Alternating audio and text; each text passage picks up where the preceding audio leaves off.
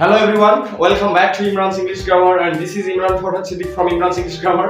আজকে তোমাদের অত্যন্ত ক্রিটিক্যাল একটা টপিক নিয়ে আলোচনা করব আর এই টপিকটা হচ্ছে নোটিস রাইটিং। তোমাদের যাদের শর্ট সিলেবাসে নোটিস রাইটিং এর এই বিষয়টা এসেছে কিংবা তোমরা যারা এসএসসি তে পড়ো কিংবা এইচএসসি তে কিংবা অনার্স কিংবা ডিগ্রিতে যারা পড়ো তাদের একটা টপিকস রাইটিং টপিকস এর মধ্যে একটা অন্যতম টপিক হলো নোটিস রাইটিং।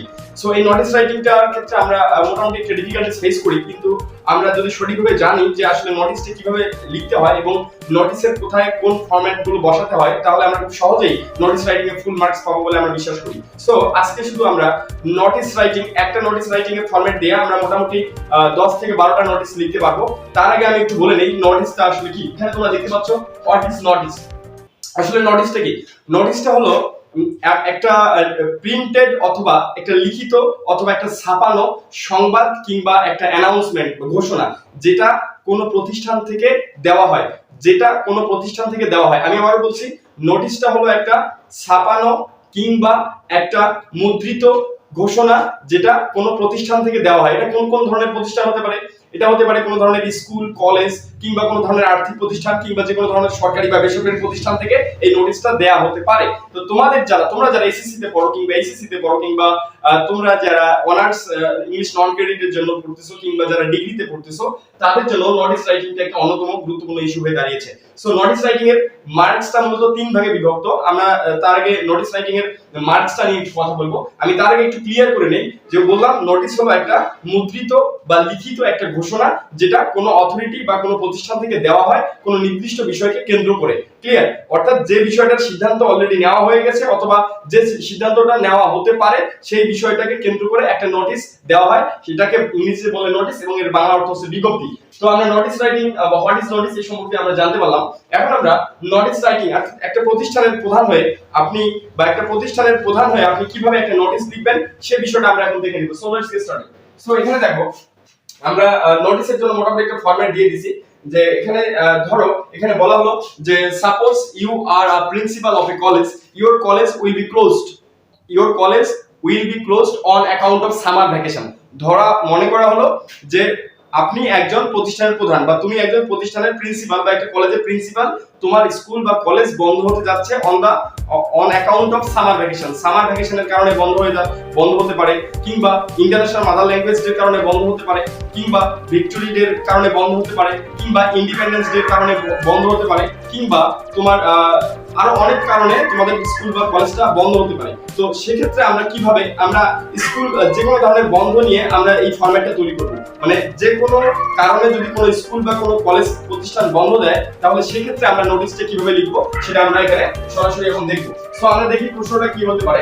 ধরো আমি এখানে প্রশ্নটা লিখলাম suppose suppose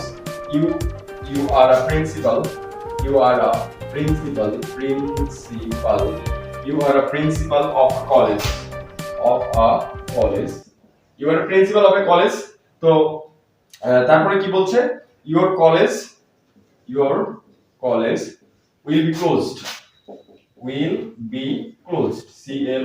your college will be closed on account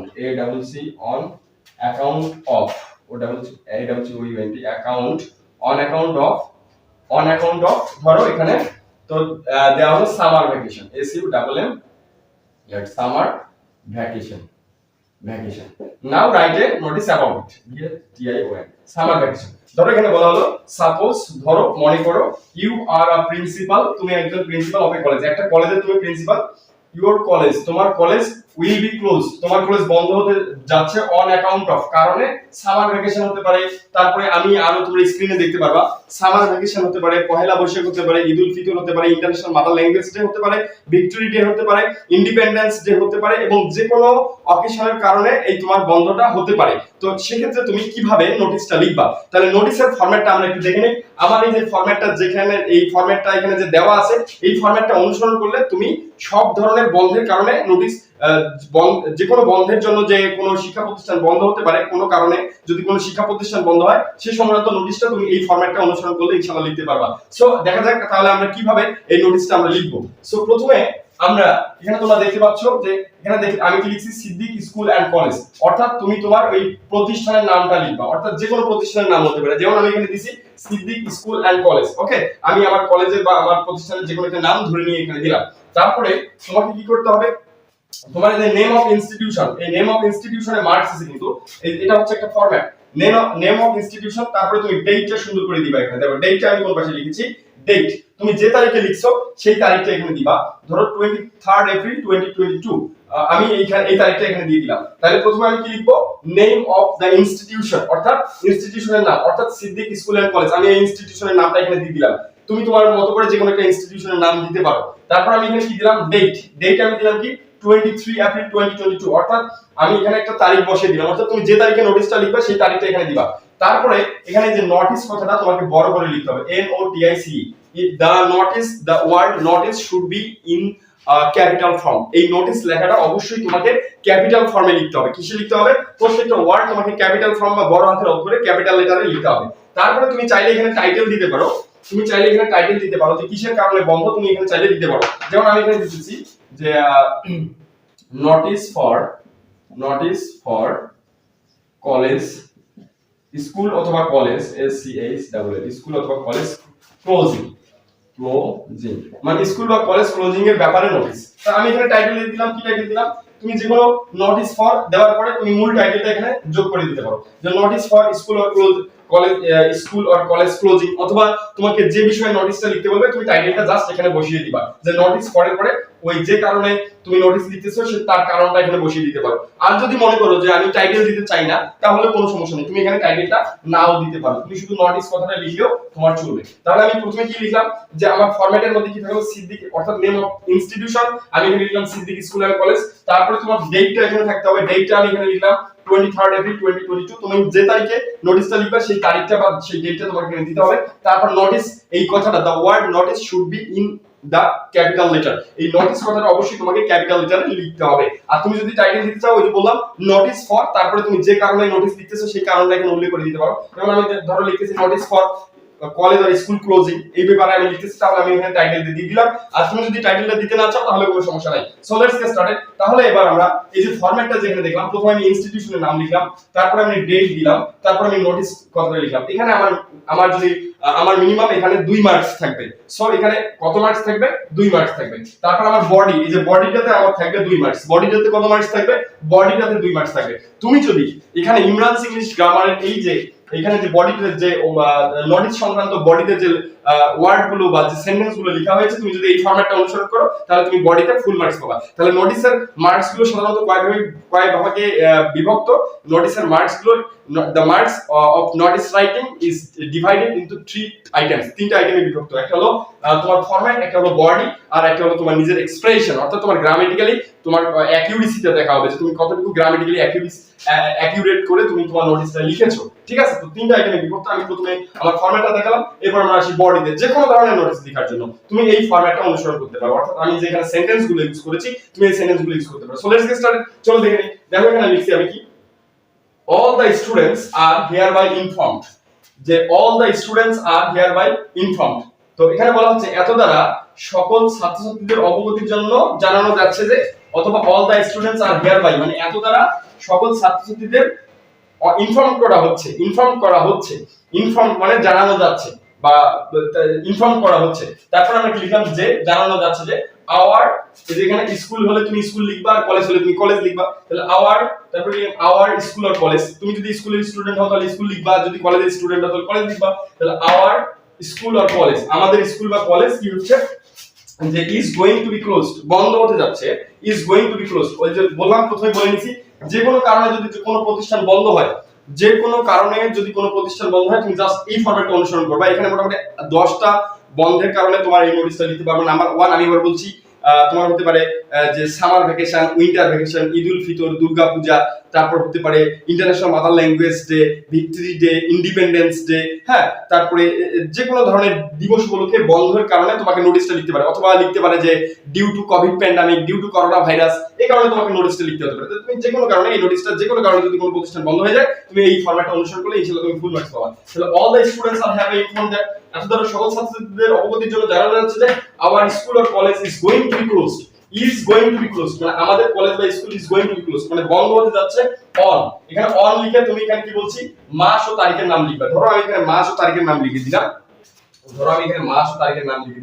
ধরো এখানে লিখলাম অন, কোন মাস, ধরো এপ্রিল, এপ্রিল, তারিখ কত, ধরো এপ্রিল আমি লিখলাম যে 25, তাহলে এপ্রিল 25, অন এপ্রিল, তুমি যে কোনো মাস অর্থাৎ যে মাস থেকে বন্ধ থাকবে সেই মাস এবং সেই তারিখটা আমি এখানে বসে দিলাম। আমি এখানে লিখলাম এপ্রিল 25, তাহলে আমি অন এপ্রিল 25 লিখলাম। তারপরে কি, এই এত তারিখ থেকে এত তারিখ, তাহলে 2 মানে ওই তারিখটা থেকে আরেকটা তারিখে আসবে, তাহলে আমরা আরেকটা তারিখের নাম আমরা এখানে লিখি। সো আমরা এখানে আরেকটা তারিখের নাম একটু লিখি, তোমরা একটু দেখো। তো আমরা এখানে আরেকটা তারিখের নাম ধরো এপ্রিল 25 টু এপ্রিল 29, ধরো এই কয়দিন। তো কোন তারিখটা আবার, তাহলে আমি আবার বলছি all the students are hereby informed, এত দ্বারা সকল ছাত্রছাত্রীদের অবগতির জন্য জানানো যাচ্ছে যে দ্যাট যে আওয়ার স্কুল বা college is going to be closed, আমাদের স্কুল বা কলেজটা বন্ধ হতে যাচ্ছে অন এপ্রিল 25, মানে এই এত তারিখ থেকে এপ্রিল 25 তারিখ থেকে টু কোন তারিখ পর্যন্ত, তুমি এই দুই জায়গায় শুধু তোমার পরিবর্তিত তারিখটা তুমি বসাই দিবা মাস সহ। তাহলে 25 এপ্রিল থেকে 29 এপ্রিল পর্যন্ত আমাদের স্কুল বন্ধ হতে যাচ্ছে অন অ্যাকাউন্ট অফ, জন্য, কিসের জন্য, অর্থাৎ যে উপলক্ষে, আমি এখানে লিখে দিয়েছি যে উপলক্ষে, এদের আগে আমি কিন্তু সুন্দর করে লিখে দিয়েছি যে উপলক্ষে বন্ধ। তাহলে এখন কোন উপলক্ষে, এখন তোমার প্রশ্নে দেওয়া থাকবে কোন উপলক্ষে তোমার স্কুলটা বন্ধ বা কলেজটা বন্ধ, সেটা তোমার প্রশ্নে দেওয়া থাকবে, ক্লিয়ার? তাহলে কোন উপলক্ষে বন্ধ, ধরো on account of summer vacation বা corona virus, on account of summer, summer vacation, ধরো আমি এখানে সামার ভ্যাকেশন দিলাম। অথবা এখানে হতে পারে করোনা ভাইরাস, হতে পারে ঈদ উল ফিতর, হতে পারে দুর্গা পূজা, হতে পারে ইন্টারন্যাশনাল মাদার ল্যাঙ্গুয়েজ ডে, হতে পারে ভিক্টরি ডে, হতে পারে ইন্ডিপেন্ডেন্স ডে, হতে পারে আর এনি কাইন্ডস অফ ডে হতে পারে, ক্লিয়ার? তো তুমি এখানে জাস্ট এখানে তোমার যে উপলক্ষে বন্ধ, যে উপলক্ষে, সেই উপলক্ষের নামটা তুমি এখানে লিখে দিলা, ক্লিয়ার? তারপরে এখানে আমরা দিয়ে দিলাম। তারপরে দেখো শেষে আমি কি লিখছি, the college or school will be reopened, মানে কলেজ বা স্কুল আবার খুলে দেওয়া হবে। The college or school will be reopened, মানে কলেজ বা স্কুলটা আবার খুলে দেওয়া হবে অন কত তারিখে খুলে দেওয়া হবে, তুমি এখানে সম্ভাব্য একটা তারিখ লিখলাম। ধরো যে এখানে ধরো মাস ও তারিখ, আমরা আবার মাস ও তারিখের জায়গায় আমরা মাস ও তারিখটা এখানে লিখে দিলাম। কত তারিখে খুলবে, যে উইল বি রিওপেন্ড অন, ধরো এখানে ধরলাম যে 1 মার্চ, ফার্স্ট মার্চ, হ্যাঁ 2022। ধরো আমি এখানে আমার মতো করে তারিখটা বসিয়ে দিলাম, ঠিক আছে? 1 মার্চ 2022, যে our the college or school, মানে স্কুল হলে স্কুল, কলেজ হলে কলেজ, উইল বি রিওপেন্ড, কলেজটা আবার খুলবে অন কত তারিখে, 1 মার্চ 2022, অর্থাৎ 2022 সালের 1 মাসে খুলবে। বা তুমি যে কোনো ধরনের একটা তারিখ এখানে বা মাস সহ বসাই দিতে পারো অ্যাজ ইউজুয়াল, মানে যথারীতি। এরপরে দেখি ফর মোর ইনফরমেশন, আপনি যদি আরো তথ্য জানতে চান প্লিজ কন্টাক্ট দ্য আন্ডারসাইন্ড, মানে নিচে যে স্বাক্ষর করেছে তার সাথে যোগাযোগ করুন। For more information please contact the undersigned, নিচে যে সাইন করেছে তার সাথে আপনারা যোগাযোগ করুন। এখানে সিগনেচার মানে কি, এখানে তুমি একটা যে কোনো একটা সিগনেচার দিয়ে দিবা। এই যে সিগনেচার যেখানে লেখা আছে এখানে যে কোনো একটা সিগনেচার দিয়ে দিবা। সিগনেচার ধরো আমি এখানে একটা সিগনেচার দিয়ে দিলাম, ওকে? ধরো আমি এখানে একটা সিগনেচার দিয়ে দিলাম। নেম দিয়ে দিলে ধরো আমি এখানে নেম দিয়ে দিলাম। আর ডেজিগনেশন ধরো প্রিন্সিপাল, আমি ডেজিগনেশনটা দিয়ে দিলাম। তাহলে শেষে আমরা কি লিখবো, যে আমরা শেষে একটা সিগনেচারের জায়গায় একটা সিগনেচার দিব। সিগনেচারের পরে ওই যে প্রতিষ্ঠান প্রধানের যে নাম, সেই নামটা আমরা এখানে দিয়ে দিলাম। ধরো আমি এখানে ইমরান লিখলাম। তারপরে ডেজিগনেশন, তার ডেজিগনেশনটা অবশ্যই এখানে যে ডেজিগনেশনের কথা বলবে সেই ডেজিগনেশনটা তোমাকে লিখতে হবে। ধরো আমি এখানে প্রিন্সিপাল লিখলাম। সো এভাবে তুমি একটা নোটিশ লিখতে পারো। আরেকটা কথা মনে রাখবা, নোটিশে যদি তুমি কোনো বক্স না দাও তাহলে মার্কস পাবে না। No box equal to no marks. So your notice should be in the box form and your notice should be in the accurate form and your notice should be in the grammatically accurate, okay? এবং তোমার নোটিসটা grammatically যেন accurate হয়। এবং তুমি যদি এই notice writing এর PDF শিটটা পেতে চাও, কমেন্ট বক্সে কমেন্ট করো অথবা আমার ফেসবুক লিংকে তোমরা অবশ্যই আমার সাথে যোগাযোগ করো। ইনবক্সে তোমরা তোমাদের মেইল দিও, ইনশাআল্লাহ I will send it as soon as possible. So তোমাদের যদি সামান্যতম উপকার হয় থাকে please do subscribe my channel and always connect with Imran Sir and I will give you just thank you so much. Stay safe and stay blessed.